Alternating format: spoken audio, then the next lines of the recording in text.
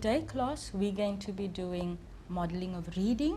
We're going to remember how we are What I do is I revise the text. text, then we go over the cover, the outside cover, what was on the covers, is there a difference on the cover, so that the children are made aware that the text plays an important role in what's in the book. We've had a look at the cover of the book. We're now going to look at the inside cover. And then I ask them to look at the punctuation, so they see that what they've done on the page is also found in a book. And then when they're reading, that punctuation must come through in their voice. When we read, what did we notice there was in the page? Capital letters and full stop. Capital letters and full stops. Once they've done that, then I know I can move on to the next step. Now, grade 3s, I'm going to explain to you your activity because this is important. It's going to help you with your punctuation as well as your lists. Yes, teacher. Each group has an activity to do, and the second group, I remind them to start on their activity so that when they come out on the floor, then I don't have to redo that part again. I can just then go on.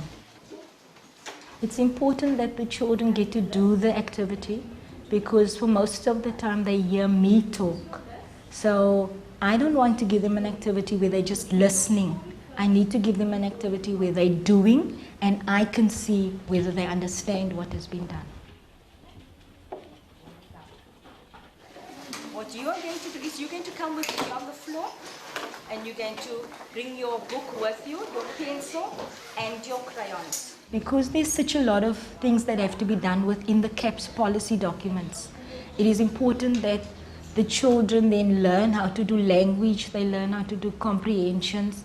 So I group my things because there's no time in the day to actually do just one thing or cover everything. We're going to use our sound fingers and then we're going to use our spell or our spelling fingers. Phonics is where the children are taught the sound first. Right, so girls and boys, we're going to look at this particular sound, the vowel sounds. Now, do you remember when we did our vowel box? So put your box ready. Right? Everybody got their box? Say it with me loudly.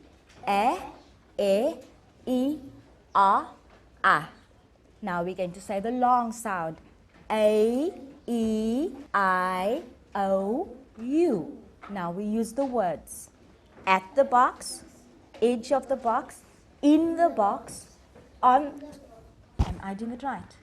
No. Then they get taught to put the sounds together to build a word, and then they take the words and they put it, I give it to them in phrases.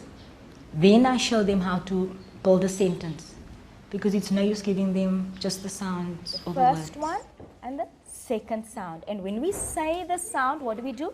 We put our fingers to. I find that if I use a method where it involves them doing the finger taps, then they can physically hear the sound, they can physically see how many parts there are to a word, and then they know eventually when they get to grade 4, they'll know about syllables. So it will be something that they've already done. E, A.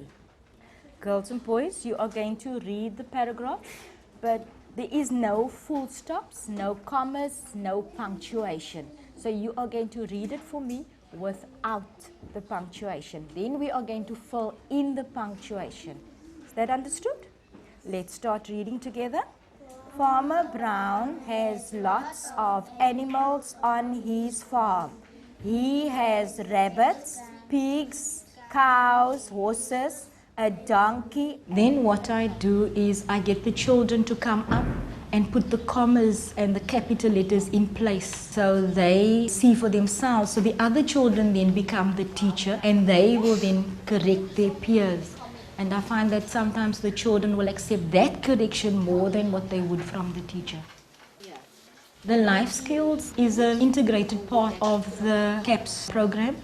I would ask them to look at the picture and see what the people are doing, because perhaps we're going on an outing and they would then need to behave.